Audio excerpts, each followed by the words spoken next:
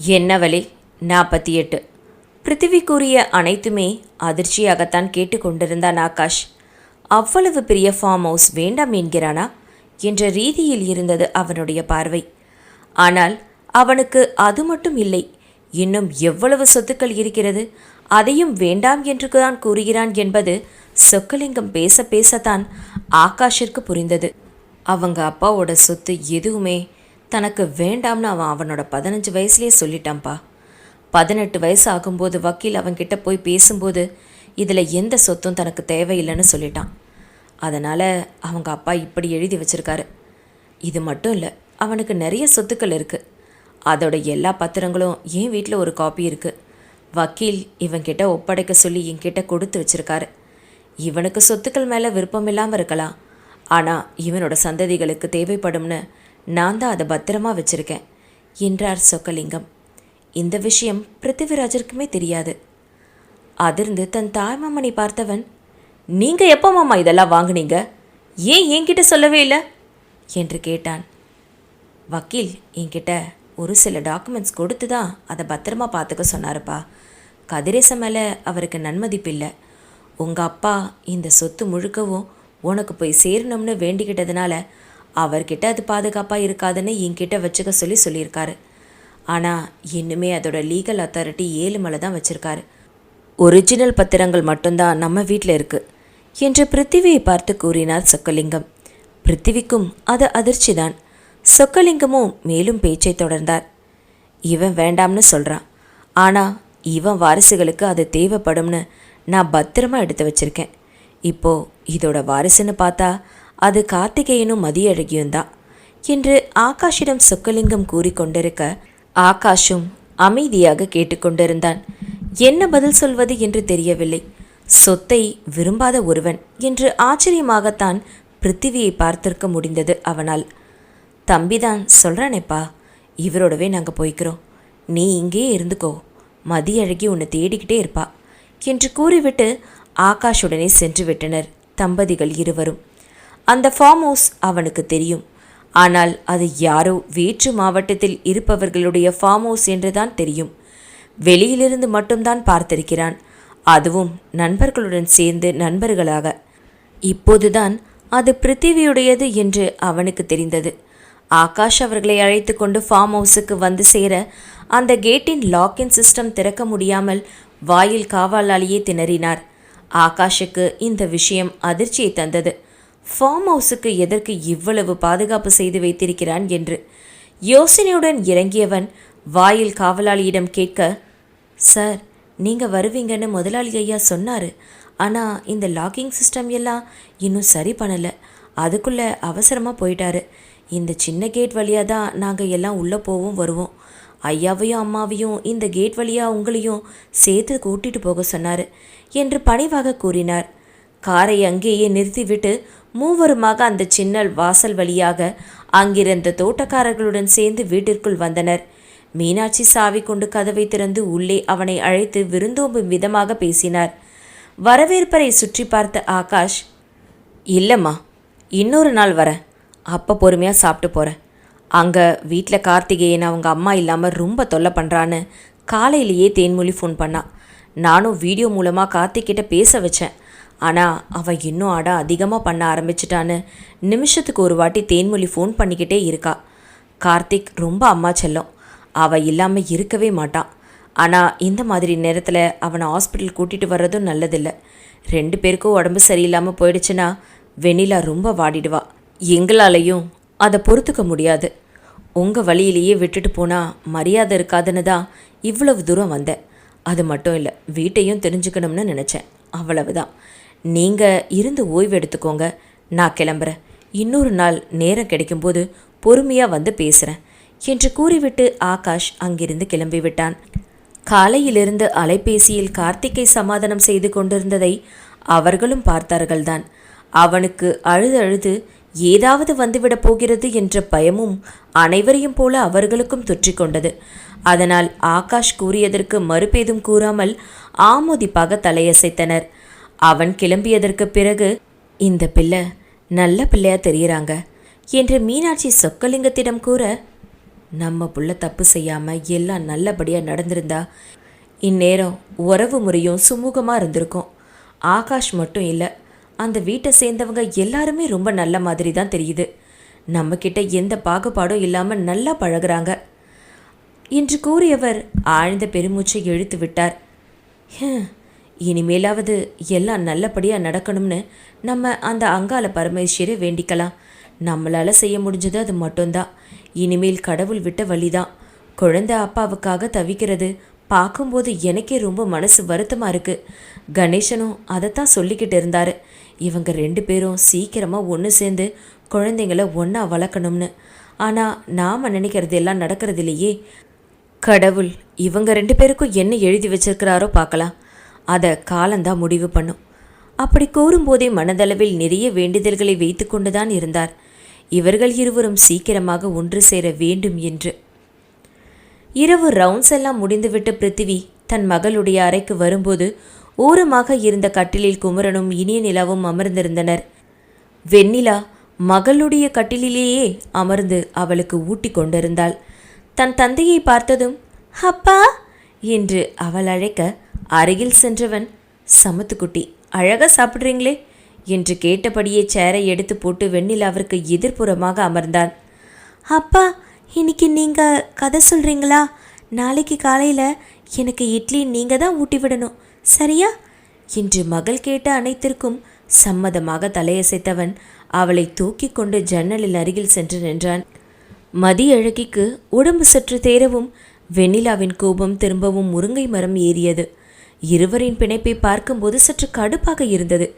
மகளுக்கும் தந்தைக்குமான அந்த சம்பாஷணை அவளுக்கு பொறாமையை கூட ஏற்படுத்தியது. தான் எவ்வளவுதான் அவளை விழுந்து விழுந்து அன்பாக கவனித்து கொண்டாலும் தந்தை என்று வந்தவுடன் அவனிடம் சென்றுவிட்ட தன் மகளை எண்ணி கடுப்பாக இருந்தது. இயற்கை காத்தை ரசித்தபடி மகளுக்கு நிலவை காட்டினான். எங்கள் அம்மா சின்ன வயசில் அந்த நிலாவை காட்டி தான் எனக்கு சோறு கொடுப்பாங்க. அப்பெல்லாம் தெரியல இந்த நிலாவே உங்கள் அம்மாவா வருவான்னு என்று அவன் மகளிடம் கூறிக்கொண்டிருக்க அதை கேட்ட வெண்ணிலாவிற்கு கோபம்தான் பெருக்கெடுத்தது.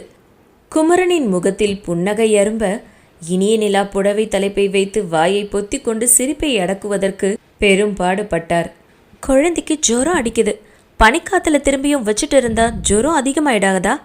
அவளுக்கு ஏற்கனவே பனிக்காத்து ஒத்துக்காது. முந்தா நேத்து உனக்காக காத்துட்டு இருந்து வாசல்லையே உட்கார்ந்திருந்ததுனால தான் அவளுக்கு இந்த ஜுரமே வந்தது என்று அவள் அப்பொழுதும் பொறுமி தள்ள எந்தவித சலனமும் இல்லாமல் அவளுக்கு பதில் அளித்தான். இயற்கை எப்பையும் நமக்கு நோயை கொடுக்காது. நாம் செயற்கையாக அதை மாற்றும்போது தான் நம்மளை அது பாதிக்கும். அவளுக்கு வந்திருக்கிறது ஃப்ளூ, அது பனியினால் வர்றதில்லை என்று சின்னதாக அவன் விளக்கம் கொடுத்தான். பரவாயில்ல, அவள் தூங்கட்டும், ரெஸ்ட் எடுக்கட்டும், கை வேற வலிக்குதுன்னு சொன்னான் என்று அவன் அருகில் சென்றவள் குழந்தையின் கையில் ட்ரிப்ஸ் ஏற்றுவதற்காக போடப்பட்டிருந்த அந்த ஊசியை சற்று ஊன்றி கவனித்தாள். அவனும் அதை பார்த்துவிட்டு தன் கை கொண்டு தன் மகளின் கையை வருடியவன், வலிக்குதா பாப்பாவுக்கு என்று மெல்லிய குரலில் கேட்டான்.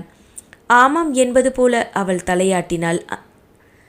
காலையில் வரைக்கும் பொறுத்துக்கோங்க, காலையில் ட்ரிப் சேர்த்திட்ட பிறகு நானே இதை ரிமூவ் பண்ணிடுறேன், சரியா என்று அவன் தலையாட்டியபடி கேட்க மகள் தந்தையின் சொல்லுக்கு சம்மதமாக தலையாட்டினாள். அதன் பிறகு அவளை படுக்க வைத்து அவளுக்கு கதை சொல்லி தூங்க வைத்தவன் அவள் தூங்கியவுடன் தனக்கென்று இருக்கும் அந்த அறைக்கு சென்று விட்டான்.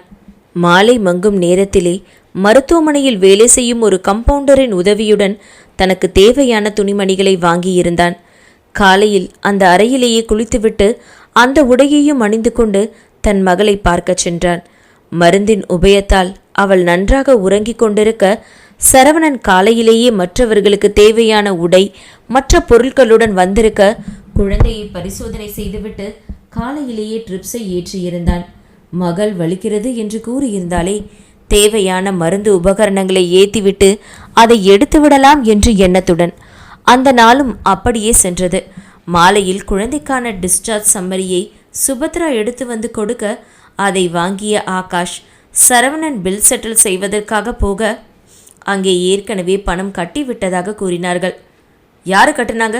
நாங்கள் இன்னும் கட்டலையே என்று சரவணன் அங்கிருந்தவர்களிடம் கேட்க, சார், டாக்டர் பிருத்திவிராஜ் சார் தான் அவரோட பொண்ணுன்னு சொல்லி பில் எல்லாத்தையும் செட்டில் பண்ணிட்டாரு என்று அவர்கள் சொல்ல, கடுகடு என்று பல்லை கடித்தவன், அவனுக்கு எவ்வளவு திமிரண்ணா, நம்மளை கேட்காமலே எல்லாத்தையும் பண்ணுறான், நம்ம பாப்பாவுக்கு பணம் கட்டுறதுக்கு அவன் யாரு என்று சரவணன் எகிற, அதுதான் அந்த சிஸ்டர் சொன்னாங்களேடா, அவன் பொண்ணுக்கு அவன் கட்டுறான், நம்மளால் எதுவும் சொல்ல முடியாது என்று அவன் தோலை தட்டினான் ஆகாஷ்.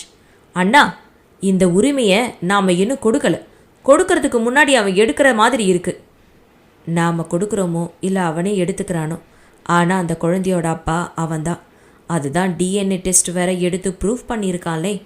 காசு நிறைய வச்சிருக்கான் போல, கட்டிட்டு போகட்டும் விடு என்று சகஜமாக ஆகாஷ் கூற, சரவணனால் அதை சகஜமாக எடுத்துக்கொள்ள முடியவில்லை. அறைக்கு வந்தவன் குமரனிடமும் வாதம் புரிந்தான். அப்பா, அந்த காசை எடுத்துட்டு போய் அவன்கிட்ட கொடுங்க, நம்ம குழந்தைக்கு நாம கட்டினதா இருக்கட்டும் என்று வாதம் புரிந்து கொண்டிருக்க, வெண்ணிலாவிற்கும் அது அதிர்ச்சியாகத்தான் இருந்தது. தன் குழந்தைக்கு மருத்துவமனைக்கான செலவை அவன் கட்டிவிட்டானா? யாரை கேட்டு செய்கிறான் இதையெல்லாம்? இங்கு எல்லாம் இவன் இஷ்டமா? எதுவும் தன்னையோ அல்லது தன் குடும்பத்தையோ கேட்டு செய்ய மாட்டேன் என்கிறானே என்று கோபம் அவளுக்கும் வர, கேட்கலாம் என்று பார்த்தால் குமரனும் இனிய நிலாவும் ஆகாஷ் பேசியது போலவே பேசினார்கள். கட்டிய பணத்தை எடுத்துட்டு போய் நம்ம கொடுக்கறது அவமரியாதையா இருக்கும், அமைதியை விட்டுடு என்று கூறினார் குமரன். அது எப்படிப்பா விட முடியும் என்று வெண்ணிலாவும் சரவணனை போல எகிரிக்கொண்டு பேச, நான் அந்த குழந்தையோட அப்பான்றத அவன் நிலைநாட்டுறான். இப்போ நீ அதை இல்லைன்னு சொன்னால் அது குழந்தை மேலே தான் தப்பான அங்கீகாரமாக விழும். அதனால் அமைதியாயிரு என்று குமரன் வெண்ணிலாவையும் அடக்கிவிட்டிருந்தார். அவள் அங்கீகாரத்தை கேட்கவில்லை, ஏன் எதிர்பார்க்கவும் இல்லை. ஆனால் அவன் அவளுக்கான அங்கீகாரத்தையும் குழந்தைகளுக்கான உரிமையையும் தன்னால் முடிந்த அளவு நிலைநாட்ட நினைக்கிறான் என்பது அவர்களுக்கு புரிந்தது. டிஸ்சார்ஜ் ஆகும்போது மதியழகியோ, அப்பா நீங்கள் வீட்டுக்கு வர மாட்டீங்களா என்று கேட்டாள். இப்போ வரலடா, நீங்கள் வீட்டுக்கு போங்க, நான் அப்பப்போ வந்து உங்களை பார்த்துக்கிறேன் என்று குழந்தைக்கு சமாதானம் கூறியவன் அவள் கையில் ஒரு மொபைலையும் திணித்தான். குழந்தை ஆச்சரியமாக தந்தையை பார்த்தாள். உங்களுக்கு அப்பா கிட்ட எப்பெல்லாம் பேசணும்னு தோணுதோ இங்கே பாருங்க, இதில் அப்பாவோட நம்பர் சேவ் பண்ணி வச்சுருக்கேன். இந்த பட்டனை ப்ரெஸ் பண்ணினீங்கன்னா அப்பாவுக்கு வீடியோ கால் வந்துடும், நீங்கள் என்கிட்ட பேசலாம் என்றான் பிருத்திவிராஜ். குழந்தைக்கு சந்தோஷமானது. கண்களை விரித்து தன் தந்தையை மகிழ்ச்சியை நிலைநாட்ட அவனின் முகத்தில் முத்தமழை பொழிந்தது. தந்தையிடமிருந்து பிரிந்து எழுந்தவள் எதிரில் வாசலில் நின்று கொண்டிருந்தவனை பார்த்ததும் ஆர்வ மிகுதியில், பிரபு அங்கிள் என்று கத்திவிட அங்கிருந்த அனைவருமே ஸ்தம்பித்து திரும்பி பார்த்தனர். பிரபுவின் பதட்டமான முகத்தை பார்த்து பிருத்திவியின் மனதிலும் லேசாக வலி எடுக்கத்தான் செய்தது. எப்போதாவது பிரபு குமரன் வீட்டிற்கு வருவது போல அன்றும் ஏதோ ஒரு ஊந்துதலில் பிரபு குமரனின் வீட்டிற்கு வந்திருந்தான். அங்கு வீடு நிசப்தமாக காலியாக இருந்ததை அவனால் உணர முடிந்திருந்தது. பங்கச்சித்திடம் தோண்டி துருவி கேட்டான். அவரும் வேறு வழி இல்லாமல் மதியழகிக்கு உடம்பு சரியில்லாமல் போனதையும் மருத்துவமனையில் அட்மிட் செய்திருப்பதையும் கூறினார். எந்த மருத்துவமனை என்று தெரிந்து கொண்டு அவசரமாக அந்த மருத்துவமனை நோக்கி வந்தான். ரிசப்ஷனில் கேட்கும்போது, இப்போத்தான் குழந்தைக்கு டிஸ்சார்ஜ் போட்டிருக்காங்க, போய் சீக்கிரம் பாருங்க, பேமெண்ட் கூட செட்டில் பண்ணிட்டாங்க, அவங்க போயிடுவாங்களோ இல்லையான்னு தெரியல என்று கூறினார்கள். மீண்டும் அதே அவசரகதியில் அவர்கள் குறிப்பிட்ட எண்ணை வந்து அடையும் போது மிகச்சரியாக அந்நேரத்தில் கட்டிலில் மீது நின்று கொண்டிருந்த மதியழகி தன் தந்தையை கட்டி அணைத்து அவனுக்கு முத்தமழை பொழிந்து கொண்டிருந்தாள். அந்த சம்பவத்தை பார்த்தவன் அப்படியே அதிர்ச்சியாக அதே இடத்தில் தேங்கி நின்றுவிட யாருமே வந்திருந்த பிரபுவை கவனிக்கவில்லை. வெண்ணிலாவோ கடுப்பில் தன் மகளையும் பிருத்திவியையும் முறைத்து கொண்டிருக்க, சரவணன், தினேஷ் என்று அனைவரின் நிலையும் அதுவேதான். ஆகாஷும் குமரனும் தலையை கூதியபடி அந்த நிகழ்வை பார்த்து கொண்டிருக்க, இனிய நிலா, ஹேமா, கணேசன் என்ற நமட்டு சிரிப்புடன் இருந்தனர். பிரபுவின் அந்த அதிர்ந்த நிலையை முதலில் கண்டது மதியழகிதான். தன் தந்தையிடமிருந்து பிரிந்தவள் அவளுக்கு நேரெதிராக வாயிலில் அதிர்ந்து நின்று கொண்டிருந்த பிரபுவை பார்த்தவன் தெரிந்தவர் என்ற நிலையில் ஆர்வத்தில், பிரபு அங்கிள் என்று கத்தியபடி அழைக்க, அப்போதுதான் அனைவரின் கவனமும் பிரபுவின் புறம் திரும்பியது. பிருத்திவியும் அந்த வார்த்தையில் ஸ்தம்பித்து நின்றுவிட்டான். இவனை தான் மறந்து விட்டோமே. பிரபுவின் மீது எப்போதுமே அவனுக்கு பிரமிப்பும் ஆச்சரியமும் நன்மதிப்பும் இருந்து கொண்டேதான் இருந்தது. நாளடைவில் அது ஏறிக்கொண்டே இருந்ததை தவிர சற்றும் இரக்கம் காணவில்லை. ஒருமுறை கதிரேசன் பேச்சுவாக்கில் பிரபு தன்னுடைய தங்கை பையன் என்று கூறியது பிருத்திவிக்கு அதிர்ச்சியே என்றாலும் அதன் பிறகுதான் அவன் கதிரேசன் மற்றும் அமுதவாணனின் ஒன்றுவிட்ட தங்கை மகன் என்பதை அறிந்து கொண்டான். ஒரு வகையில் அவனுக்கு சொந்த அத்தை மகன். இந்த பிரபு என்று அறியும்போது அவன் மனதினுள் சிறு சந்தோஷம், தன் குடும்பத்தில் நல்ல மனிதர்களும் வாழ்கிறார்கள் என்று. இப்பொழுதும் அதே பந்தத்துடன் அவனை ஏறெடுத்து பார்க்க பிரபுவின் கண்களிலும் வலி அப்பட்டமாக தெரிந்தது. அது எதனால் என்பதை மற்றவர்கள் மட்டுமல்ல, பிருத்திவியும் நன்றாகவே உணர்ந்திருந்தான். அந்த நிசப்தத்தையும் மதியழகியே கழைத்திருந்தாள். அங்கிள், இங்க பாருங்க, என்னோட அப்பா என்று தன் தந்தையை சுட்டி காட்டினாள். அவளின் தோளின் மீது சாய்ந்து கொண்டு தன் உரிமையையும் நிலைநாட்டி கொண்டிருக்க பிரபுவின் மனம் சுக்கு நூறாக உடைந்து கொண்டிருந்தது. இலவு காத்த கிளி போல இன்று மனம் மாறுவாள், நாளை மாறுவாள் என்று இவ்வளவு நாளும் அவன் வெண்ணிலாவின் மீது காதலை தேக்கி வைத்து அவளுக்காகவே காத்து கொண்டிருக்க, தந்தை என்று வேறொருவனை சிறியவள் கரம் காட்டுவதை அவனால் ஏற்றுக்கொள்ளவே முடியவில்லை. குழந்தைகளின் மீதும் அவனுக்கு பாசம் தன்னையும் அறியாமல் ஏற்பட்டிருந்தது. அவர்கள் வயிற்றில் இருக்கும்போதே தன் குழந்தையாக ஏற்றுக்கொள்ள தயாராக இருந்தவன் ஆயிற்றே அவன். தந்தை இல்லாத குழந்தைகளுக்கு தான் ஒரு நல்ல தந்தையாக இருக்க வேண்டும் என்று மனதினுள்ளே கோட்டைகளை கட்டி வாழ்ந்து வந்தவனுக்கு இந்த வார்த்தையை பேரிடியாகத்தான் இருந்தது. இளையவர்களுக்கும் அந்த சூழ்நிலை பரிதாபத்தை ஏற்படுத்தியது. ஆகாஷ் சற்றென்று அவன் அருகில் சென்று தோள்களில் கையை போட அதையெல்லாம் உணரும் நிலையில் பிரபு இருந்திருக்கவில்லை. குமரனும் வாப்பா பிரபு, எப்படி இருக்க என்று பொதுப்படையாக அவனை அழைக்க அதுவும் அவன் காதிற்கு சென்றடையவில்லை. அவன் பார்வை மதியழகியும் அவள் கட்டிக்கொண்டு நின்றிருந்தவனையும் ஆராய்ந்து கொண்டிருந்தது. இவனை எங்கோ பார்த்திருக்கிறோமே என்று தன் பார்வையை அவனை சுற்றி ஓட விடும்போதுதான் அவன் தோள்களில் மாட்டியிருந்த ஸ்டெத்தஸ்கோப் அவன் மருத்துவன் என்பதை தெளிவுபடுத்த மீசை இல்லாத அவன் முகத்தை ஊன்றி கவனிக்கும் போதுதான் இவன் 2 வருடத்திற்கு முன்பு வெண்ணிலாவிற்கு பிரசவம் பார்த்தவன் என்பது அவனுக்கு கொஞ்சம் கொஞ்சமாக ஞாபகத்தில் வந்தது. ஆனால் குழந்தையோ அவனை தந்தை என்று கூறுகிறாளே என்று எண்ணிக்கொண்டு இருக்கையிலேயே அவனுடைய அத்தை அவன் அருகில் வந்து அவன் கைப்பிடித்து, பிரபு உள்ள வாப்பா, நான் எல்லாத்தையும் உனக்கு புரிய வைக்கிறேன் என்றார். மற்றவர்களை விட தன்னுடைய உரிமையான அத்தையின் அழைப்பில் அவன் உணர்வு பெற்றான். அத்தை, இங்கே என்ன நடக்குது? யார் இவர்? ஏன் மதி பாப்பா அவர் அப்பான்னு கூப்பிடுறா? இங்கே என்ன நடந்துட்டு இருக்குன்னு கொஞ்சம் சொல்கிறீங்களா என்று கண்கள் கலங்க பரிதவிப்பாய் கேட்டவனை பார்க்கும்போது பிருத்திவியின் மனதிலும் வலி ஏற்பட்டது. தன்னுடைய அத்தை மகன், அவனுடைய காதலையும் ஆத்மார்த்தமான அன்பையும் அறிந்து வைத்திருந்தவனுக்கு, தன்னை விட எல்லாவற்றிலும் சிறந்த ஆண்மகனாக பிரபுவையே கணித்திருந்தவனுக்கு அவனுடைய இந்த பரிதவிப்பு அவன் உள்ளம் வரை சென்று பிருத்திவியையும் ஆட்டம் காண வைத்திருந்தது. என்னதான் தன் அத்தையுடன் நடந்து சென்றாலும் அவன் பார்வை முழுவதும் பிருத்திவியிலேயே தேங்கி நிற்க அவனும் பிரபுவையே பார்த்து கொண்டிருந்தான். அந்த அறையில் ஏற்கனவே கூட்டம் அதிகமாகத்தான் இருந்தது. இப்பொழுது இன்னும் ஒருவன்.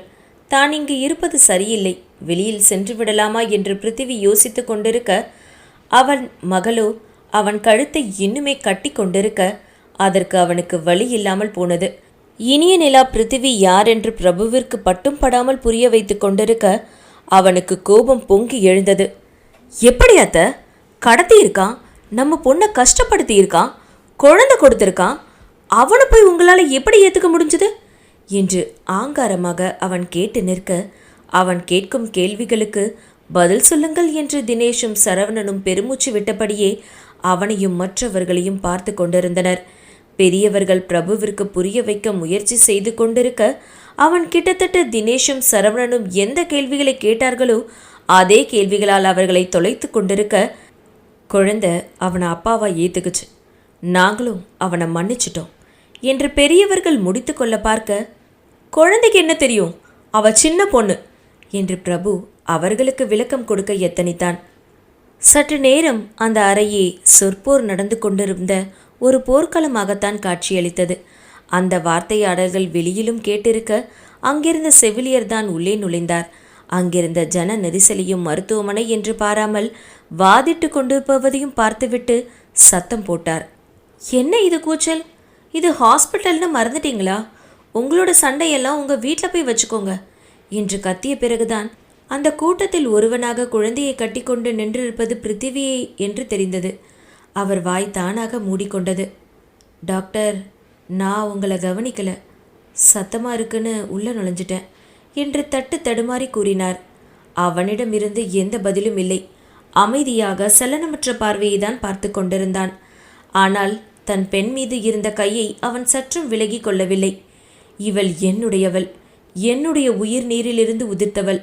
இவளை நான் யாருக்காகவும் விட்டு கொடுக்க மாட்டேன் என்ற உரிமை உணர்வு அந்த அணைப்பில் இருப்பதை மற்றவர்களுக்கும் அவன் வாய் வழியாக சொல்லாமலேயே புரிந்திருந்தது. தான் என்ன பேசினாலும் தவறு புரிந்தவனுக்கே ஆதரவாக பேசிக்கொண்டிருந்த பெரியவர்களின் மீது பிரபுவிற்கு கோபம் இருந்தாலும் தன் பார்வையை திருப்பி மதியழகியை பார்க்க அவளோ மிரட்சியுடன் தன் தந்தையை கட்டி கொண்டு நின்றிருந்தாள். வெண்ணிலாவும் செய்வதறியாது கைகளை தேய்த்து கொண்டு நின்றிருந்தாள். ஆகாஷ் பிரபுவின் அருகில் வந்து தோளை பிடித்து அணைத்தபடி அவனை வெளியில் அழைத்துச் செல்ல செவிலியரும் அமைதியாக வெளியில் சென்று விட்டார். அலையடித்து ஓய்ந்தது போல இருந்தது அந்த அறை. இப்பொழுது வெண்ணிலாவின் பார்வை பிருத்திவியை குற்றம் சாட்டும் தவறவில்லை. அவனை பார்வையாலேயே குதறவும் தயாராக இருந்தது. பிருத்திவி தன் மகளின் புறம் திரும்பியவன், ஒன்னும் இல்லடா செல்லம், ரிலாக்ஸ் என்று அவளை சமாதானப்படுத்த முயற்சி செய்தவன் மீண்டும் அலைபேசியை காட்டி எப்படி அதை உபயோகிப்பது என்று மகளுக்கு விளக்கம் கொடுக்க ஆரம்பித்துவிட மகள் அனைத்தையும் மறந்து அதில் ஒன்றி போக அனைவரும் ஆழ்ந்த பெருமூச்சை எடுத்துவிட்டு வீட்டிற்கு செல்வதற்கு தயாரானார்கள். சொக்கலிங்கத்திற்கும் மீனாட்சிக்கும் கூட பிரபுவின் நிலை பரிதாபத்திற்குரியதாகத்தான் இருந்தது. தங்கள் மகனின் நிலையை அப்படி இருக்க அடுத்தவர் மகனுக்காக பரிதாபப்படுவதா, இல்லை தாங்கள் வளர்த்த பெறாத மகனுக்காக பரிதாபப்படுவதா என்று தெரியாமல் தடுமாறினார்கள். திரும்பி பிருத்திவியை பார்க்க அவனும் தன் மகளுடன் பேசிக் கொண்டிருந்தான். மகள் எதற்காக ஏங்கக்கூடாது என்று நினைத்தான். வெண்ணிலா அதனால் பாதிக்கப்படுவதும் அவனுக்கு விருப்பமில்லை. அதனால் இருவருக்குமே பாதகம் இல்லாமல் அலைபேசியின் மூலமாக தன் மகளுடன் பேசிக்கொள்வது என்று முடிவெடுத்தான். அன்று சொக்கலிங்கம் மருத்துவமனைக்கு அழைத்து வரும்போது ஒரு மொபைலையும் வாங்கி வந்து வைத்திருந்தான். அதில் தேவையான எல்லா உபகரணங்களையும் ஏற்றிவிட்டு மாலையில் தன் மகளிடம் அதை கொடுத்திருந்தான். வெண்ணிலாவின் முகமோ கடுகடு என்றுதான் இருந்தது. அவளுக்கு இது எல்லாம் சுத்தமாக பிடிக்கவில்லை. ஆனால் அவன் வீட்டுக்கு வருவதை விட அலைபேசியில் தானே பேசிக்கொள்கிறான், அதனால் பரவாயில்லை என்று யோசித்தாள். ஆனால் அதுவே ஒரு வகையில் அன்பை வளர்க்கும் என்பதை அவள் யோசிக்க மறந்திருந்தாள். ஒரு வழியாக அவர்கள் கிளம்பி சென்றதும் அவனுடைய மருத்துவ நேரமும் முடிவதற்கு சரியாக இருந்தது. தன் அத்தையையும் மாமாவையும் அழைத்து கொண்டு ஃபார்ம் ஹவுஸுக்கு சென்றான். 5 நாட்கள் கடந்து இப்போதுதான் அவன் வீட்டிற்குள் நுழைகிறான். முதல் நாள் வீட்டில் நுழைந்ததும் நுழையாததுமாக மருத்துவமனைக்கு சென்றுவிட இப்பொழுது வீட்டில் மேற்கொள்ள வேண்டிய மாற்றங்களை தன் பார்வையால் கணக்கெடுத்தான். தனக்கென்று வரும் ஓய்வு நாளில் அதை செய்வது என்று முடிவெடுத்தான். இப்படியே 2 வாரம் சென்றிருந்தது. அவளுக்கு எப்பொழுதெல்லாம் தேவைப்படுவதோ அப்பொழுதெல்லாம் மதியழகி தன் தந்தையுடன் அலைபேசியில் பேசிக்கொண்டிருக்க அவன் மருத்துவமனையில் இருந்தால் கூட அவளது அலைபேசியை தட்டாமல் எடுத்து விடுபவன் அவளிடம் பேசுவதற்கு எப்பொழுதுமே சுணக்கம் காட்டுவதில்லை. வெண்ணிலாவிற்கு முதலில் அது கோபத்தை கொடுத்தாலும் போக போக பழகிவிட்டிருந்தது. கார்த்திக் தன் தமக்கை பேசி கொண்டிருக்கும் போது வந்து எட்டி பார்ப்பது, அமைதியாக பார்த்து கொண்டிருப்பது என்று பொழுதை கழித்தான். அவனை பார்த்து மனதில் சந்தோஷம் எழுந்தாலும் பிருத்திவி அவனிடம் பேச முயல்வான் தான். ஆனால் அவன் சரியாக பேச மாட்டான். ஏன் கார்த்திக், அப்பா கிட்ட பேச மாட்டேங்கிறீங்களா என்று பிருத்திவி கேட்கும் கேள்விகளுக்கு கூட கார்த்திக்கிடம் இருந்து எந்த பதிலும் இருக்காது. அப்பா அவன் அப்படித்தான், சரியா பேசவே மாட்டான். ஏபிசிடி கூட அவனுக்கு தெரியாது, எனக்கு தான் ஃபுல்லா தெரியும் என்று மகள் அங்கலாய்க்க மகனிடமும் பேச வேண்டும் என்ற ஆசை பிருத்திவிக்கு துளிர் விட ஆரம்பித்தது. அலைபேசியை கையில் வைத்துக்கொண்டு தன் தகப்பனிடம் பேசிக்கொண்டிருக்கும் மருமகளை சலிப்பாக சரவணன் பார்த்தான் என்றால் கோபமாக மற்றொருவன் பார்த்தான். அவன் தினேஷ். இருவரின் பார்வையும் ஒன்றை ஒன்று கவ்விக்கொண்டு பார்த்தாயா என்று பார்வையாலேயே கேள்வி கேட்டுக்கொள்ளும். அவர்கள் என்னதான் மறுப்பு தெரிவித்தாலும் மதியழகியிடம் அவர்களின் எந்த செயலும் வேலை செய்யவில்லை. அவள் தன் தந்தையிடம் ஒன்றிக்கொண்டே இருந்தாள். அலைபேசி மூலமாக இன்னும் அவர்களின் பாச பிணைப்பு அதிகமாகத்தான் ஆனது. தங்களிடம் நெருக்கமாக இருக்கும் மதியழகி இப்பொழுது தங்களை விட்டு தூரச் செல்வது போல ஒரு ஏக்கம் கூட அவர்கள் இருவருக்கும் எழுந்து அடங்கியது. அந்த வன்மமும் பிருத்திவிராஜின் மீதுதான் திரும்பியது. இதற்கு நடுவில் ஆகாஷ் ஒரு முறை ஃபார்ம் ஹவுஸுக்கு சென்று சாதாரணமாக இருந்து பேசிவிட்டு வந்திருந்தான். பிருத்திவி இருக்கும் நேரமாக பார்த்து சென்று விட்டு வர அங்கேயே சொக்கலிங்கமும் மீனாட்சி அவனுக்காக தங்கி இருப்பது அவனுக்கு அப்போது புரிந்தது. பிரபுவிடம் ஆகாஷ் என்ன கூறினான் என்று தெரியவில்லை. பிரபு கோபத்தில் இருப்பது மட்டும் அனைவருக்கும் தெரிந்தே இருந்தது. அதன் பிறகு வீட்டிற்கு வரக்கூட அவன் முயற்சிக்கவில்லை. அப்படியே நாட்கள் வாரங்களாக கடந்து கொண்டிருக்க ஆரம்பித்தது.